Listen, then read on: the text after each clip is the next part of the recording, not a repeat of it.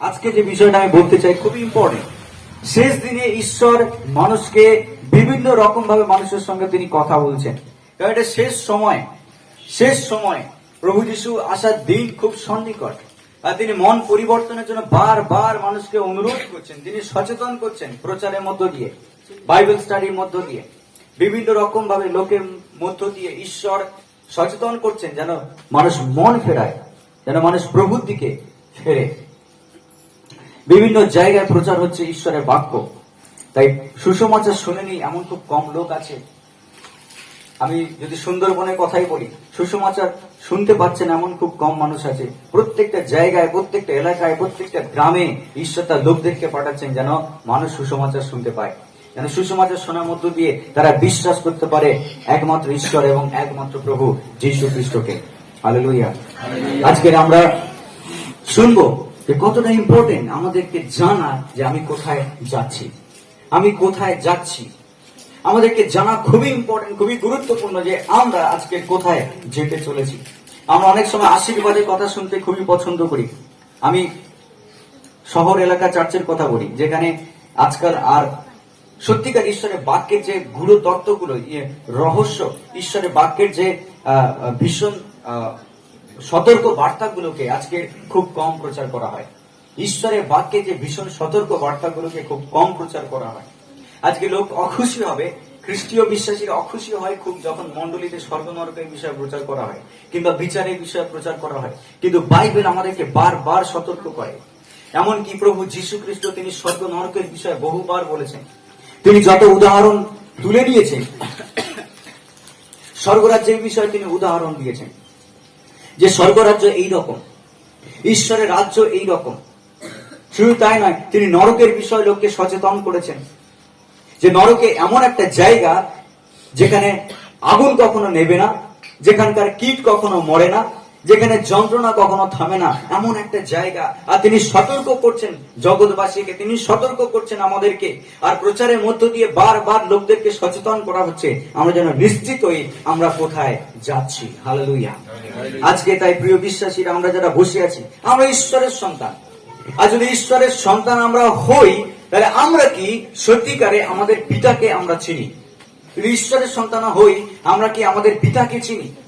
বাক্যই কথা বলে যে স্বভাবত আমরা ঈশ্বরের সন্তান ছিলাম না। ঈশ্বর আমাদেরকে তৈরি করেছেন, কিন্তু স্বভাবত আমরা ঈশ্বরের সন্তান ছিলাম না। আমাদের নেচার, আমাদের স্বভাবে, আমাদের ব্যবহারে আমরা ঈশ্বরের সন্তানের যোগ্য আচরণ করিনি। কিন্তু প্রভু যিশুর অনেক অনুগ্রহ আমাদের উপর এসেছে, প্রভু যিশুর অপার কৃপা আমাদের উপরে এসেছে যে তিনি আমাদেরকে ঈশ্বরের সন্তান হওয়ার যোগ্যতা দিয়েছেন। তিনি আমাদেরকে ঈশ্বরের সন্তান বলে পরিচিত হওয়ার অধিকার দিয়েছেন। একমাত্র প্রভু যিশুই পারেন আমাদেরকে ঈশ্বরের সন্তান হওয়ার যোগ্যতা আর অধিকার দিতে। আজকে আমরা যারা বসে আছি, যদি এখনো যিশুকে আমরা প্রভু আর মুক্তিদাতা বলে গ্রহণ না করে থাকি, তাহলে আমি ঈশ্বরের সন্তান এখনো হইনি। আমি বারবার সতর্ক করতে চাই, শুধু আমাদের এখানে যারা বসে আছি আমরা এই কজন নয়, কিন্তু আমাদের যে আত্মীয়রা রয়েছে, আমাদের যে পরিজনরা রয়েছে, আমাদের বাড়ির লোকরা, পাড়ার লোকরা, তারা কি যীশু খ্রিস্টকে মুক্তিদাতা প্রভু বলে গ্রহণ করেছে? যদি গ্রহণ না করে থাকে, তারা যেরকমই খ্রিস্টান হোক না কেন, তারা কখনো স্বর্গে স্থান পাবে না। আর এটা ফ্যাক্ট, এটা বাস্তব। আমি মানি আর না মানি, এটাই হচ্ছে বাস্তব। প্রভু যীশু খ্রিস্ট এই পৃথিবীতে এসেছেন পাপীকে উদ্ধার করতে। তিনি আসেননি ভালো মানুষকে আরো ভালো করতে, তিনি এসেছেন পাপীকে জীবন দিতে।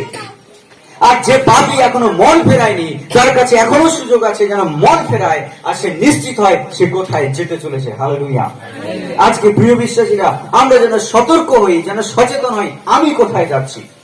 আজকে আপনি নিজেকে প্রশ্ন করুন, আমি তো এখানে প্রার্থনার সময় আসছি, প্রত্যেক সপ্তাহে আসছি, অথবা আমি মাসে মাসে আসছি, আমার প্রার্থনার অনুরোধকে আমি জানাচ্ছি, আমার সমস্যার কথা আমি বলছি, কিন্তু আমি কি যিশুকে মুক্তিদাতা প্রভু বলে আমার হৃদয়ে গ্রহণ করেছি?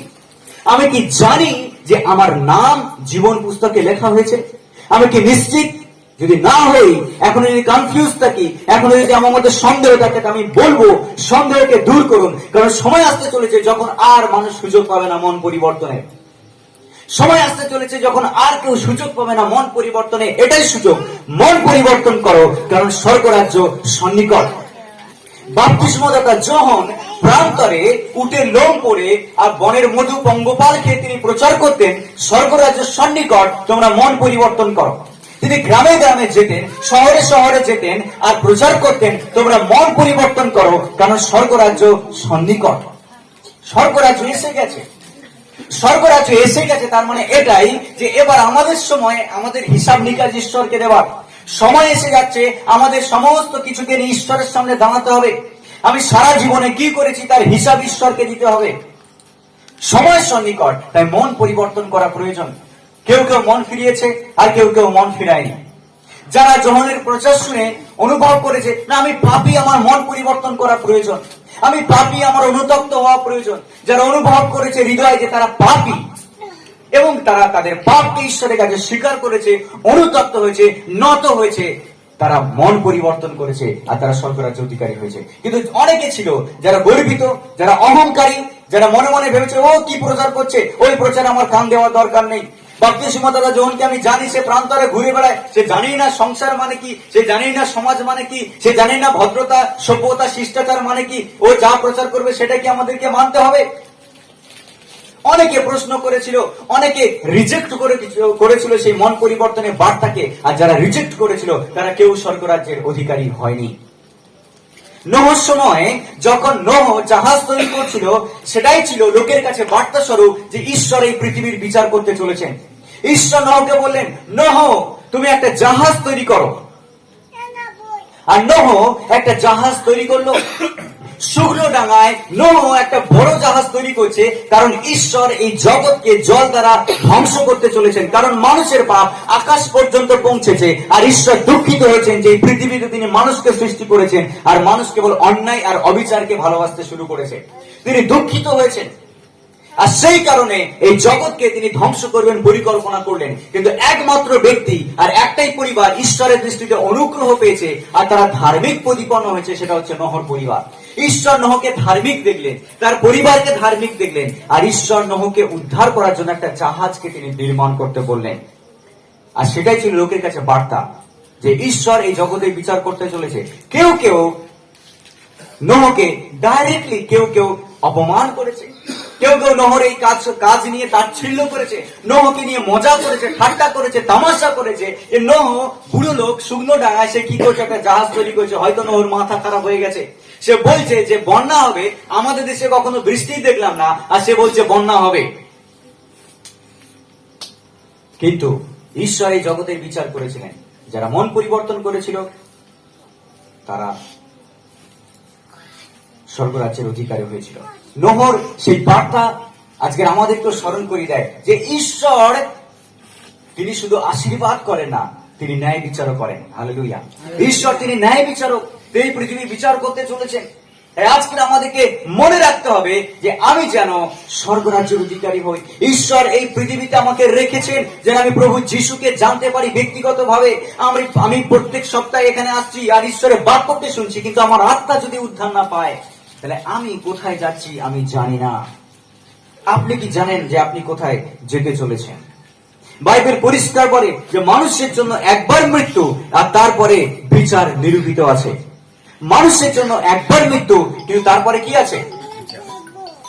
আমরা মৃত্যুর পরে কোথায় দাঁড়াতে চলেছি? বিচারের সম্মুখে আমরা দাঁড়াতে চলেছি। আমাদের জন্য একবার মৃত্যু, প্রত্যেক মানুষের জন্য। এখানে আমরা যারা বসে আছি, আমরা যারা খ্রিস্টান, হিন্দু, মুসলিম, বৌদ্ধ, আমরা যত লোক আছে এই পৃথিবীর বুকে, যত মানুষ আছে, যত ধর্মের লোক আছে, প্রত্যেকের জন্য একবার মৃত্যু আর তারপরে কি রাখা আছে? বিচার নিরূপিত রয়েছে। কেন এই বিচার? কারণ ঈশ্বর আমাদের কাছ থেকে হিসাব নিতে চলেছেন এই পৃথিবী বুকে বেঁচে থাকা অবস্থায় আমি কি করেছি।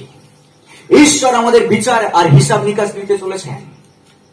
শুনতে হয়তো অনেক খারাপ লাগবে, শুনতে হয়তো একটু বোরিং লাগবে, শুনতে হয়তো একটু ভয় লাগবে, কিন্তু এটাই সত্য আর এটাই বাস্তব। আমি শুধু আশীর্বাদের কথা প্রচার করব না, আমি ন্যায় বিচারের কথাও প্রচার করব। আমি শুধু প্রচার করব না যে আমরা শুধু আশীর্বাদ পাবো ঈশ্বরের কাছ থেকে, কিন্তু আমাকে প্রচার করতে হবে সত্য কোনটা, আমরা কোথায় যেতে চলেছি। যদি আপনার আত্মা উদ্ধার না পায়, যদি আমার আত্মা উদ্ধার না পায়, আমি আশীর্বাদ পেতে পারি এই পৃথিবীর বুকে, আমি প্রার্থনা করব রোগীর জন্য, অসুস্থতা লাভ করব। আমি হয়তো এসে বলছি আমার যারা এখানে প্রার্থনা করে, আমার ছেলের জন্য, আমার মেয়ের জন্য, আমার স্বামীর জন্য, আমার স্ত্রীর জন্য প্রার্থনা করুন, আর আমরা প্রার্থনা জানাচ্ছি আমরা সুস্থ হচ্ছি। কিন্তু যদি আমার আত্মা উদ্ধার না পায়, শরীরে আমি সুস্থ হতে পারি, কিন্তু যদি আত্মা উদ্ধার না পায়, তাহলে স্বর্গরাজ্যে আমার কোনো অধিকার নেই। প্রিয় বিশ্বাসী, আজকের আমি আরেকবার সতর্ক করতে চাই, আমরা যেন সতর্ক হই, আমরা যেন সচেতন হই, আমরা যেন বুঝতে পারি যে আমি কোথায় যাচ্ছি, আমার গন্তব্য কোথায়। আমি কি স্বর্গের দিকে যাচ্ছি, নাকি আমি ইগনোরেন্সি, আমি বোকার মতো ঈশ্বরকে না গ্রহণ করে, যিশুকে না গ্রহণ করে আমি নরকের দিকে চলে যাচ্ছি। আমাকে সতর্ক থাকতে হবে।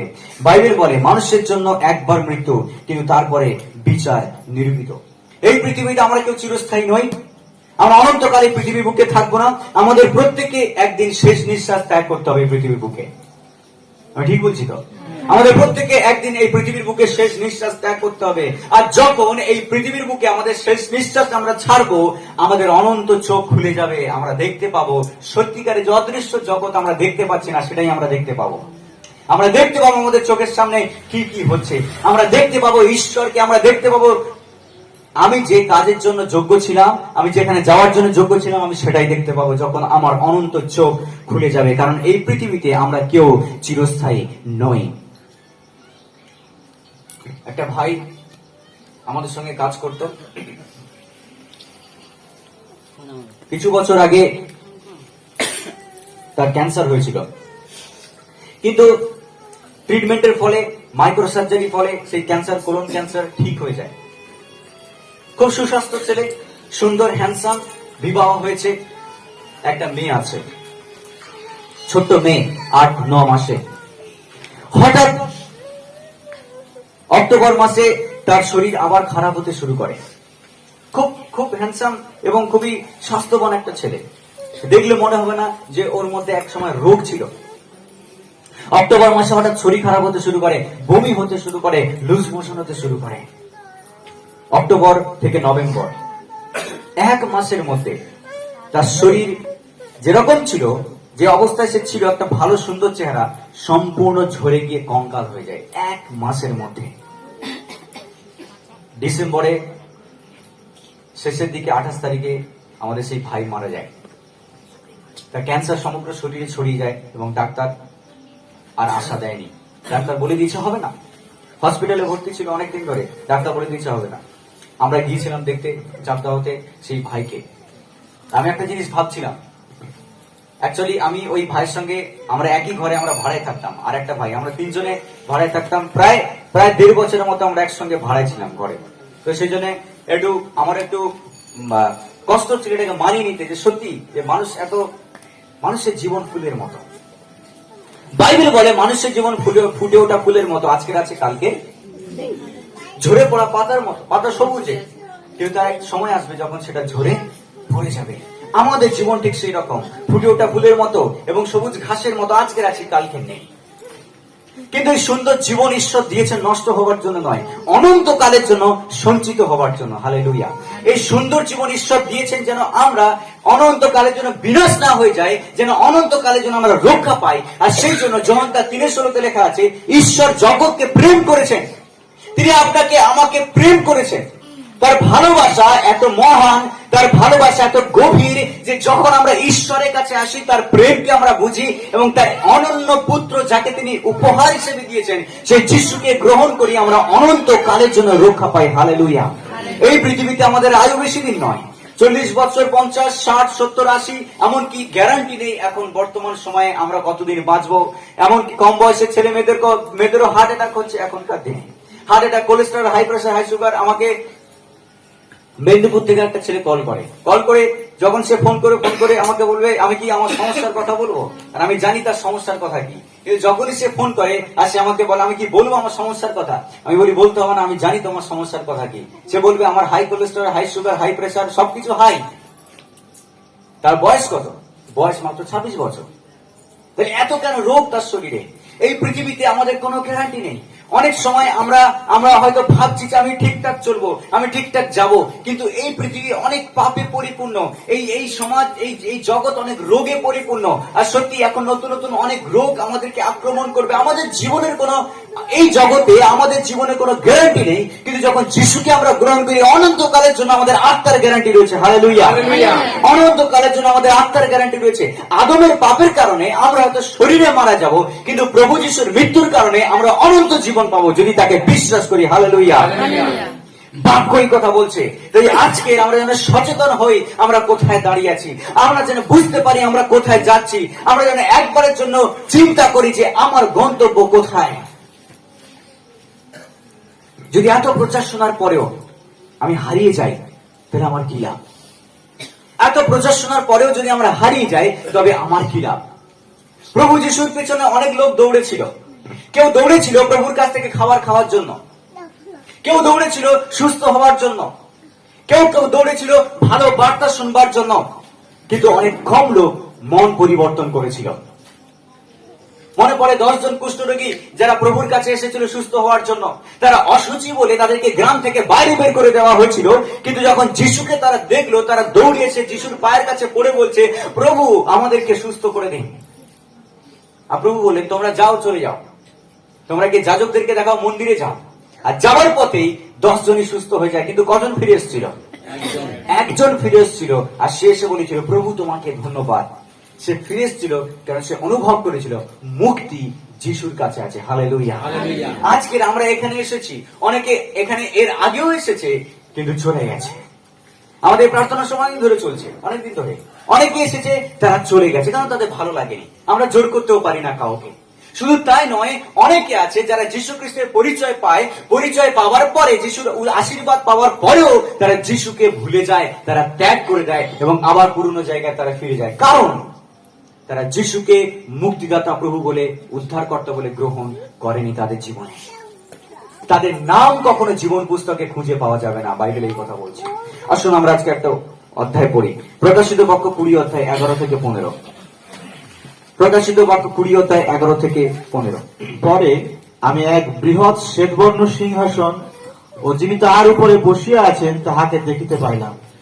তাহার সম্মুখ হইতে পৃথিবী ও আকাশ পলায়ন করিল, তাহাদের নিমিত্ত আর স্থান পাওয়া গেল না।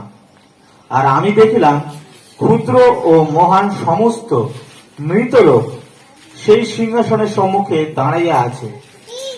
পরে কয়েকখান পুস্তক খোলা গেল, এবং আর একখানি পুস্তক অর্থাৎ জীবন পুস্তক খোলা গেল, এবং মৃতেরা পুস্তক সমূহের লিখিত প্রমাণে আপন আপন কার্য অনুসারে বিচারিত হইল।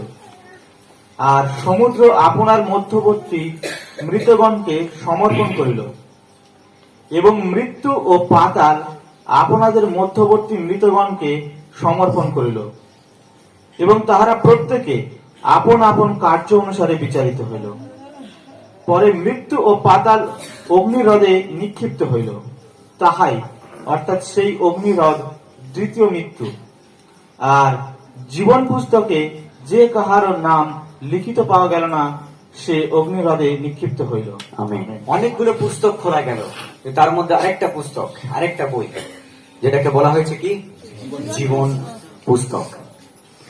আর সেই পুস্তকে লিখিত সমস্ত কিছু অনুসারে প্রত্যেকে আপন আপন কার্যের হিসাব দেবে। সেই বই যখন খোলা হবে, আর আমরা যখন সেই ঈশ্বরের সামনে দাঁড়াবো, আর সেই বই খোলা হবে, আর সেই বইয়ে লিখিত যা কিছু রয়েছে সেই লেখা অনুসারে আমাদের বিচার করা হবে। এই পৃথিবীর বুকে আমরা যা কিছু করছি সবকিছুর হিসাব ঈশ্বরের কাছে রয়েছে। ভালো মন্দ সমস্ত কিছুর হিসাব ঈশ্বর জানেন। এটা সত্যি অনেক ভয়, কিন্তু এটা ভয় নয় যদি আমরা প্রভু যিশুকে উদ্ধারকর্তা বলে গ্রহণ করেছি। যখন আমরা প্রভুর কাছে আসি, আমাদের সমস্ত বোঝা নিয়ে, আমাদের পাপকে নিয়ে, আমাদের অপরাধকে নিয়ে, যা মুখে আমরা বলতে পারি না, অনেক সময় আমরা এমন কিছু করেছি যা মুখে আমাদের বলার সাধ্য নেই, ঈশ্বর জানেন। ঈশ্বর জানেন না আমি কি করেছি, আমার ছোটবেলা থেকে নিয়ে, আমার যুবক বয়স থেকে নিয়ে সমস্ত কিছুর হিসাব ঈশ্বরের কাছে আছে। আমি বিশ্বাস করি না। যখন আমি অন্যায় কাজ করেছি, কোনো চোখ দেখেনি, কিন্তু দুটো চোখ সবসময় আমাকে দেখেছে। গীত সংহিতায় লেখা রয়েছে, ঈশ্বর স্বর্গ থেকে মনুষ্য সন্তানদের দিকে নিরীক্ষণ করছে, কে তার অন্বেষণ করে। তিনি নিরীক্ষণ করছে কে তাকে খোঁজে। তিনি নিরীক্ষণ করছেন কে ভুল পথে চলে যাচ্ছে আর কে ঠিক আছে।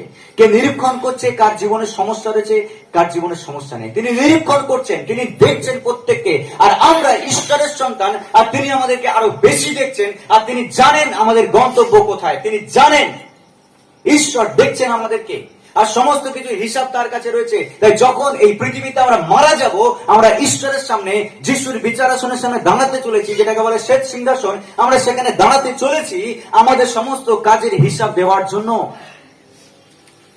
প্রত্যেকে আমরা দাঁড়াতে চলেছি। আমাদের যাদের মাথার চুল সাদা হয়ে গেছে তারা যেমন দাঁড়াবে, আর যারা মাথার চুল কালো অবস্থায় মারা যাচ্ছে তারাও গিয়ে দাঁড়াবে। আমরা যারা এই পৃথিবীর বুকে যা কিছু করেছি, সমস্ত আমাদের স্বভাব চরিত্র, আমাদের কুপ্রবৃত্তি, আমাদের দুষ্টতা, আমাদের ভালো কাজ মন্দ কাজ, সমস্ত নিয়ে আমরা ঈশ্বরের বিচারাসনের সামনে দাঁড়াতে চলেছি। কেউ পার পাবে না।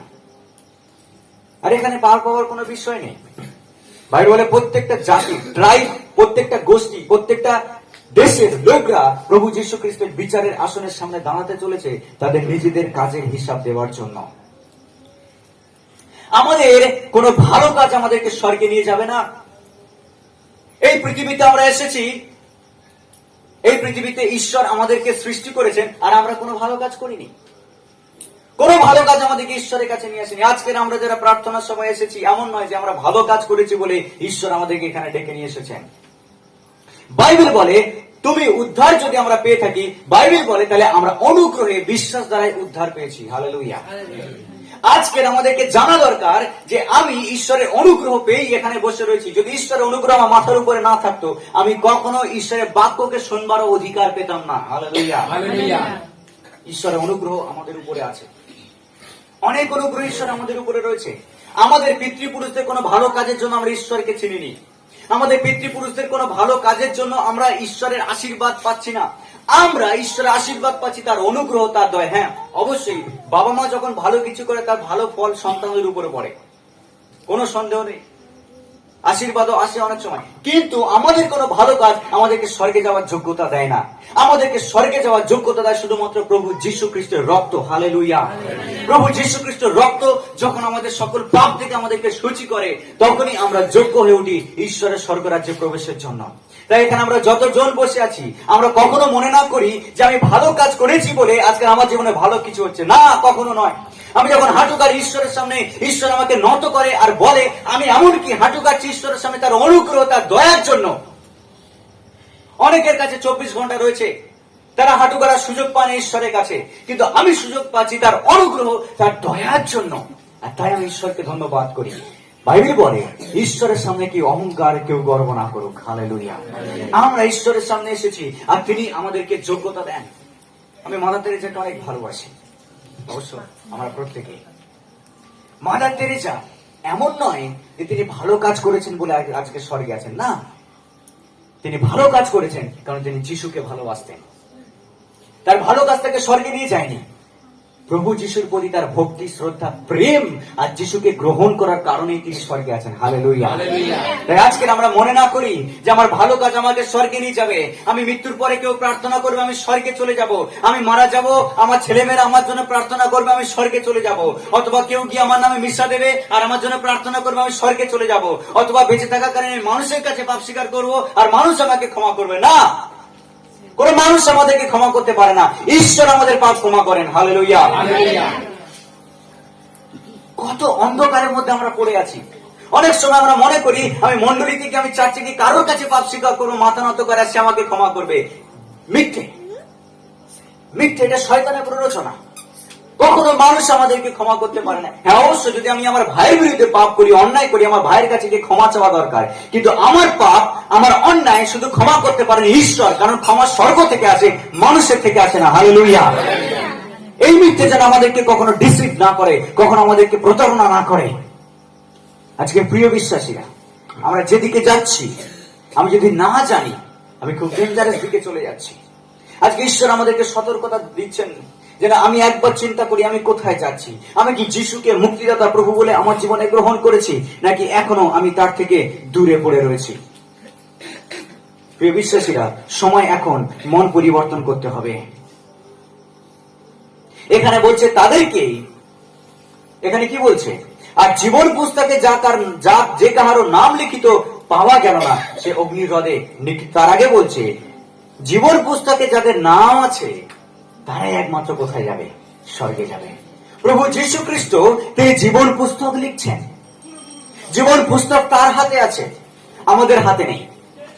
জীবন পুস্তক কোন পাস্টারের হাতে নেই, কোন পাদ্রীর হাতে নেই, কোন ফাদার পোপের হাতে নেই। জীবন পুস্তক আছে প্রভু যীশু খ্রিস্টের হাতে। আর তিনি আমাদের নাম লিখবেন যখন আমরা তার ক্রুশের মৃত্যুকে আর কবর প্রাপ্ত হওয়াকে আর বেঁচে ওঠাকে আমি গ্রহণ করব। কারণ বাক্যই কথা বলে, তুমি যদি মুখে যিশুকে প্রভু বলে স্বীকার করো এবং অন্তরে বিশ্বাস করো যে ঈশ্বর তাকে মৃতদের মধ্য থেকে জীবিত করে তুলেছেন, তবেই তুমি কি পাবে? পরিত্রাণ পাবে। Hallelujah, hallelujah. আজকে আমাদেরকে বিশ্বাস করতে হবে যীশু খ্রিস্টের মৃত্যুকে আর তার পুনরুত্থানকে। আমরা এখানে শুধু আশীর্বাদের জন্য আসি না, আর আমরা এসে বলি না আমার জন্য প্রার্থনা করো, আমার সন্তানের জন্য, ছেলে মেয়ের জন্য, মেয়ে স্বামীর জন্য, স্ত্রীর জন্য, প্রত্যেকের জন্য আমরা প্রার্থনা করব। কিন্তু কোন প্রার্থনা আপনাকে স্বর্গে নিয়ে যাবে না। আমাদের প্রার্থনা যতক্ষণ আপনি মন থেকে যিশুকে প্রভু বলে বিশ্বাস করছেন আর তার কাছে আপনার পাপকে স্বীকার করছেন। হালেলুয়া। আজকে জগৎ মিথ্যের মধ্যে পড়ে আছে। অনেকে মনে করে যদি আমি সানডে চার্চে যাই আর যদি আমি প্রভুর ভোজ নিই তবে আমি স্বর্গে চলে যাব। ভুল। অনেকে মনে করে যদি আমি সব মাসে একবার কিংবা বছরে একবার যদি আমার নামে প্রার্থনা আমি চেয়ে নিই তবে আমার স্থান স্বর্গে হবে। অনেকে বলে, এরকম প্রচারও করে যে তুমি দুটো ভালো কাজ করো তবে তোমার স্থান স্বর্গে হবে। ভুল। কন্টিনিউ আমাদেরকে ডিসিভ করা হচ্ছে, প্রতারণা করা হচ্ছে। কারণ এটা প্রতারণার সময়। শয়তান ভীষণ ভাবে মানুষকে প্রতারিত করছে, ছল চাতুরির মধ্য দিয়ে লোককে ঠকাচ্ছে, সত্য সুসমাচার তাকে দূরে রেখেছে। কিন্তু সুসমাচার এটা বলে, তুমি যদি মুখে যিশুকে প্রভু বলে স্বীকার করো আর হৃদয়ে বিশ্বাস করো তিনি তোমার জন্য মৃত্যু থেকে জীবিত হয়ে উঠেছেন, তোমার পাপকে যদি তুমি চিনতে পারো এই ক্রুশের উপরে যিশুর মৃত্যুর মধ্য দিয়ে, তবেই তুমি উদ্ধার পাবে। হালেলুয়া। আজকের আমাদেরকে প্রভু যিশুকে গ্রহণ করতে হবে। কেউ এড়াতে পারবে না প্রভু যীশু খ্রিস্টের বিচার। আমরা কেউ এড়াতে পারবো না সেই বিচারকে। আমাদের প্রত্যেককে প্রভু যিশুর সামনে দাঁড়াতে হবে। না বড় লোক, না গরিব লোক, না শিক্ষিত, না অশিক্ষিত, না ভালো, না খারাপ, আমরা কেউ কিন্তু সেই বিচারকে এড়াতে পারবো না। আমাদের প্রত্যেককে সেই বিচারের সামনে দাঁড়াতে হবে। আর বাক্য বলে, যার নাম ওই জীবন পুস্তকে পাওয়া গেল না তাকে কোথায় নিক্ষিপ্ত করা হলো? অগ্নির হ্রদে। আমি বলছি না এই কথা, বাইবেল বলছে। যাকে জীবন পুস্তকে পাওয়া গেল না তাকে অগ্নির হ্রদে নিক্ষিপ্ত করা হবে চিরকালের জন্য। আর সেই অগ্নির হ্রদের আগুন কখনো নেবে না, আর সেখানকার কীট কখনো মরে না। বাক্য এই কথা বলছে। অগ্নির হ্রদের আগুন কখনো নেবে না, সেখানকার কীট কখনো মরে না, সেখানকার যন্ত্রণা কখনো থামে না। এমন সেই অগ্নির হ্রদে কেন ঈশ্বর এত প্রেমিক হওয়া সত্ত্বেও কেন তিনি সেই অগ্নির হ্রদে নিক্ষিপ্ত করবেন যাদের নাম জীবন পুস্তকে লেখা নেই? বিশ্বাসী, ঈশ্বর কাউকে নরকে পাঠান না। ঈশ্বর কাউকে নরকে পাঠান না। আমি এটা ক্লিয়ার করে বলতে চাই, ঈশ্বর কাউকে নরকে পাঠান না, কিন্তু মানুষ স্বইচ্ছায় ঈশ্বরের বিরোধিতা করে নরকে যায়। ঈশ্বর কাউকে নরকে পাঠান।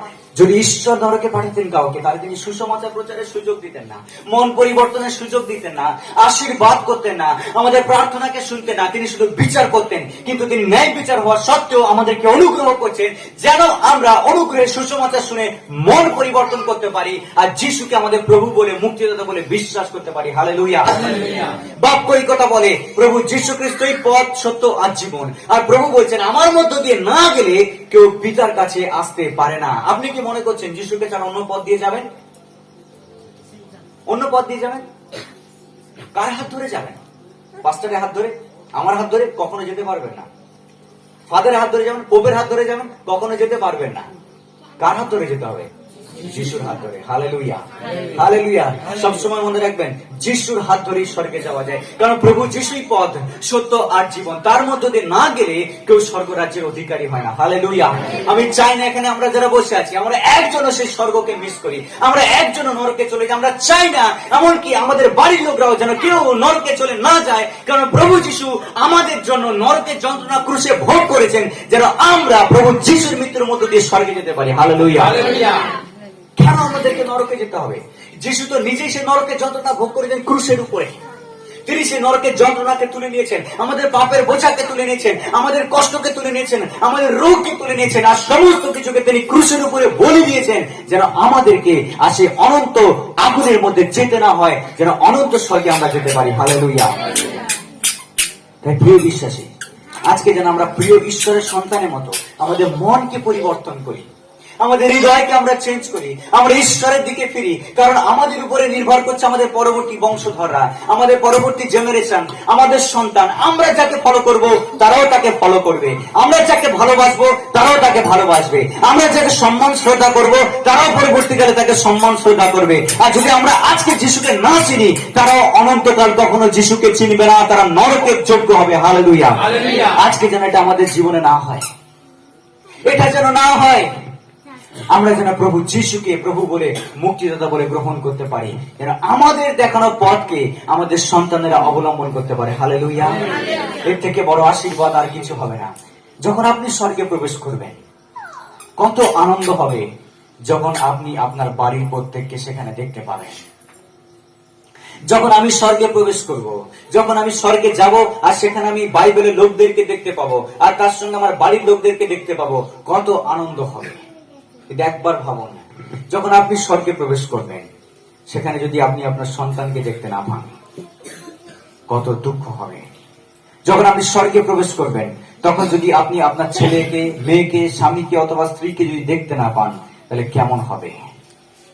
সেই যন্ত্রণা, সেই জায়গাটা পূরণ করবার কোন জায়গা আর থাকবে না। আমরা স্বর্গে কাউকে হারাতে চাই না, আমরা প্রত্যেককে সেখানে দেখতে চাই। আজকের এখানে সপ্তাহের পর সপ্তাহ আমি প্রচার করছি, যাদের মুখ আমি এখানে দেখছি, আমি তাদের কাউকে ওখানে মিস করতে চাই না, আমি প্রত্যেককে দেখতে চাই। তবে আমার প্রচার সার্থক। হালেলুয়া। আমি চাই না আপনার জীবনে অনেক আশীর্বাদ আমি দেখবো, এটা আমার লক্ষ্য নয়। আপনার জীবনে আশীর্বাদ ঈশ্বর করবে, আমি চাই ঈশ্বর আশীর্বাদ করুক, কিন্তু আপনার মুখকে আমি স্বর্গে দেখতে চাই, এটাই আমার লক্ষ্য। হালেলুয়া। আজকে আমাদের দেশ উদ্ধার পাক প্রভু যীশু খ্রিস্টের নামে, তারা প্রত্যেকে উদ্ধার পাক প্রভু যীশু খ্রিস্টের রক্ত দ্বারা, এটাই আমরা দেখতে চাই। হালেলুয়া। আজকে আমাদের গ্রাম উদ্ধার পাক যীশু খ্রিস্টের রক্ত দ্বারা, তারা যিশুকে মুক্তিদাতা প্রভু বলে বিশ্বাস করুক, গ্রহণ করুক, আর স্বর্গে থাকুক, এটাই আমরা দেখতে চাই। হালেলুয়া। এটাই আমরা দেখতে চাই। সেই কারণে যীশু খ্রিস্ট ক্রুশের উপরে মৃত্যু বরণ করেছেন। হালেলুয়া। প্রভু যীশু খ্রিস্ট পৃথিবীতে এসেছেন যেন আমাদেরকে নরকের যন্ত্রণা ভোগ করতে না হয়। তিনি ক্রুশের উপর এত যন্ত্রণা ভোগ করেছেন, তার হাতে পায়ে পেরে কেটে দেওয়া হয়েছিল, তিনি এত চিৎকার করেছেন কিন্তু কাউকে দোষারোপ করেননি। তিনি এত কষ্ট পেয়েছেন কিন্তু নিজেকে উদ্ধারের চেষ্টা করেননি। তিনি এত কষ্টের মধ্যে কেটেছেন গেতসেমানি বাগানে, যেখানে তার রক্তের ফোঁটা, যেখানে ঘাম রক্তের ফোঁটা হয়ে ঝরে পড়েছিল, এবং তিনি ভেঙে পড়েছিলেন, দুর্বল হয়ে পড়েছিলেন, কিন্তু তথাপি তিনি প্রার্থনা থামাননি আমাদের জন্য, যেন আমাদের কাউকে নরকে যেতে না হয়, কিন্তু আমরা যেন প্রভু যীশু খ্রিস্টের সঙ্গে অনন্তকাল স্বর্গে থাকতে পারি। হালেলুয়া। হালেলুয়া। তাই প্রিয় বিশ্বাসী, এই ভুল যেন আমরা একবারের জন্য না করি। সমস্ত কিছু করলাম, কিন্তু যদি আমার আত্মা প্রভু যিশুকে আমি না দিই, আমার প্রাণকে, আমার জীবনকে যদি প্রভু যীশু খ্রিস্টের কাছে না দিই, তাহলে যিশু বলছেন, তুমি যদি সমগ্র জগৎকে লাভ করো, নিজের আত্মাকে হারাও। অর্থাৎ যদি নিজের আত্মাকে এই জগতে হারিয়ে ফেলা মানে স্বর্গে চিরকালের জন্য হারিয়ে ফেলা, নরকে চলে যাওয়া। যদি আমরা সবকিছু পেয়ে নিজের আত্মাকে হারিয়ে ফেলি, তবে আমাদের কি লাভ? বিশ্বাসী, এত বড় ভুল, এত বড় মিস্টেক যেন আমাদের বাড়ির লোকরাও না করে। আমরা যেন কাউকে মিস না করি স্বর্গে, যেন কেউ হারিয়ে না যায় অনন্তকালের জন্য, প্রত্যেকেই উদ্ধার পাক, এটাই আমাদের প্রার্থনা। হালেলুয়া। আমাদের পাপের ক্ষমা প্রয়োজন। যিশুর রক্ত চিরতরে আমাদের সকল পাপ থেকে আমাদেরকে উদ্ধার করে। যিশুর রক্তে ক্ষমতা রয়েছে, সেই রক্ত আমাদেরকে পাপ থেকে ধুয়ে দেয়। যদি একবার যিশুর কাছে আসি, আমরা বলি, প্রভু যিশু, আমি তোমাকে বিশ্বাস করি, আমি তোমার রক্তে বিশ্বাস করি, তুমি আমার জন্য ক্রুশের উপর মৃত্যুবরণ করেছো, তুমি আমার জন্য ক্রুশে এত যন্ত্রণা সহ্য করেছো, আর এখন আমি নিজের জীবনকে সমর্পণ করি, আমি তোমাকে মুক্তিদাতা প্রভু বলে বিশ্বাস করি। প্রভু যিশু তখনই আমাদের সকল পাপকে চিরতরে তুলে নেবেন। হালেলুয়া। বাইবেল এই কথা বলে, যদিও আমাদের পাপ সিঁদুরের মতো যদি রাঙা হয়, তবু তিনি ধুয়ে তুষারের মতো শুভ্র করে দেবেন। যদি আমাদের পাপ রক্ত বর্ণের মতো হয়, তিনি ধুয়ে শুভ্র পোশাকের মতো করে দেবেন, কারণ তার কাছে ক্ষমতা আছে। আমাদের জীবনের সমস্ত কালিমাকে, ছিটে কালি, সমস্ত কিছুকে তিনি পরিষ্কার করে ধুয়ে পরিষ্কার করে দেবেন তার পবিত্র মূল্যবান রক্ত দিয়ে। হালেলুয়া। কারণ যিশুর রক্তে ক্ষমতা আছে। আমার পাপ যতই গভীর হোক না কেন, যতই বড় হোক না কেন, এবং যতই সিরিয়াস হোক না কেন, প্রভু যীশু খ্রিস্ট পারেন তার রক্ত দিয়ে আমার পাপকে ধুয়ে শুদ্ধ করে দিতে। হালেলুয়া। আমি ঈশ্বরের কাছে আর পাপী নই, আমি ঈশ্বরের কাছে একজন ধার্মিক, আমি ঈশ্বরের কাছে একজন সাধু। হালেলুয়া। হালেলুয়া। প্রভু যীশু খ্রিস্ট এই পৃথিবীর জঘন্যতম পাপীকেও অনেক অনেক অনেক অনেক প্রেম করেন। হালেলুয়া। যাকে এই পৃথিবীর লোক ঘৃণা করে, প্রভু যীশু খ্রিস্ট তাকে প্রেম করেন। হালেলুয়া। আর সেই জন্য তিনি বলছেন, তুমি তোমার শত্রুকেও প্রেম করো, যে তোমাকে ক্ষতি করেছে তুমি তাকেও প্রেম করো। হালেলুয়া। হালেলুয়া। আজকে যেন সেই প্রেম আমাদের মধ্যে থাকে, আমরা যেন প্রভু যীশুকে ভালোবাসতে শুরু করি এবং অন্যকে ভালোবাসতে শুরু করি। কারণ তার ভালোবাসার কোনো কিনারা নেই, তার ভালোবাসার কোনো গভীরতা পরিমাপ করা যায় না, তার ভালোবাসার কোনো সীমানা নেই, তার ভালোবাসা অগাধ, সীমানাহীন। হালেলুয়া। আর এত ভালোবাসার কারণে তিনি এখনো চাইছেন যেন পাপী মন ফেরায়, তাকে যেন নরকে যেতে না হয়, অনন্ত স্বর্গরাজ্যে সে যেতে পারে। হালেলুয়া। বাইবেল রোমিও 10:9 এই কথা বলছে, কারণ তুমি যদি মুখে প্রভুকে যিশু বলে স্বীকার করো আর অন্তরে বিশ্বাস করো, তাহলে তুমি স্বর্গরাজ্যের অধিকারী হবে। হালেলুয়া। অনেকে স্বর্গ আর নরককে তাদের অভিজ্ঞতায় বর্ণনা করেছে। গতকালই একটা মুভি আমরা দেখেছিলাম, আর সেটা হচ্ছে নরক থেকে পালিয়ে আসা। নরক থেকে পালিয়ে আসা, এসকেপ ফ্রম হেল, নরক থেকে পালিয়ে আসা একটা মুভি। আর সেখানে একটা ডাক্তার বর্ণনা করছে তার এক্সপিরিয়েন্স। সে নাস্তিক, সেই ডাক্তার ছিল নাস্তিক। কোনো মতে সে বিশ্বাস করবে না যে ঈশ্বর আছে, কোনো মতে সে মানতে চাইবে না স্বর্গ এবং নরক বলে কিছু রয়েছে। সে বিশ্বাস করতো না, তাকে অনেক বোঝানো হয়েছে।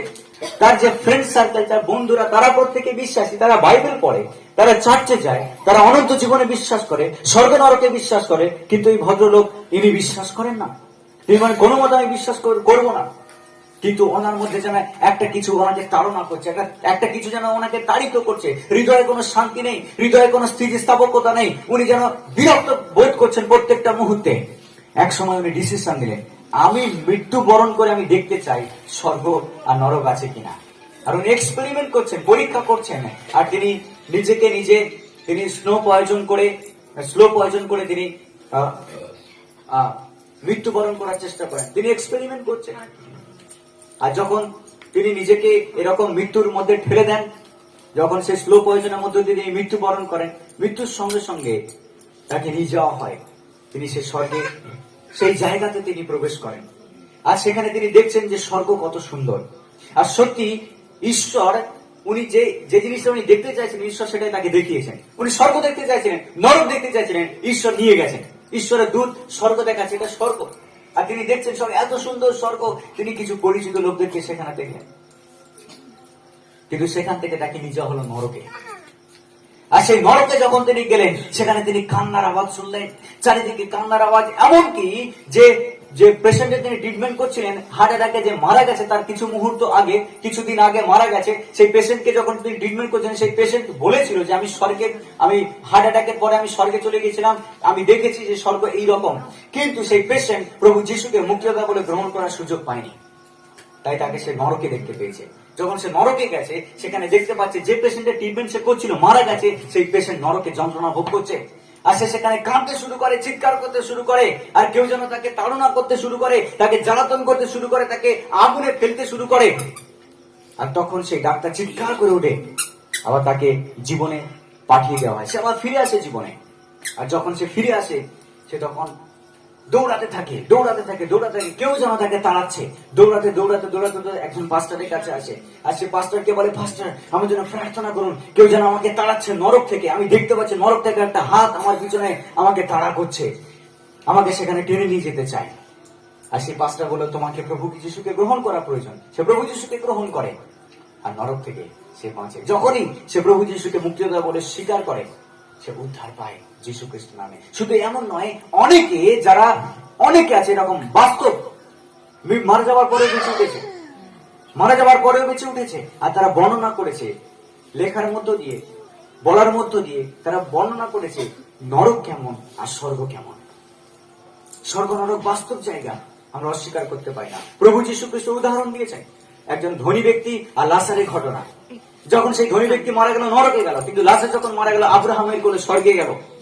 আর সেখানে বর্ণনা করছে যে স্বর্গ আর নরকের মধ্যে কত বড় ডিস্টেন্স।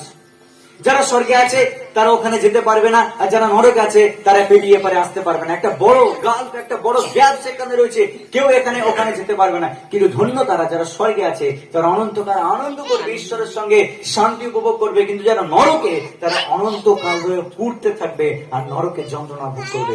ঈশ্বর কখনো চান না আমরা সেখানে যাই, কারণ তিনি লাভিং ফাদার, তিনি অনন্য অনন্য প্রেমিক পিতা, তিনি আমাদের প্রেমময় পিতা। তিনি চান না কখনো যে আমরা নরকে চলে যাই, তিনি চান যীশু খ্রিস্টের মধ্য দিয়ে যেন আমরা উদ্ধার পাই। হালেলুয়া। তাই বাইবেলের সেন্টার ভার্স, কেন্দ্রবিন্দু হচ্ছে যোহন তার 3:16। ঈশ্বর জগৎ কেমন প্রেম করলেন যে নিজের একজাত পুত্রকে দান করলেন, যেন যে কেউ তাকে বিশ্বাস করে সে বিনষ্ট না হয়, কিন্তু অনন্ত জীবন পায়। হালেলুয়া।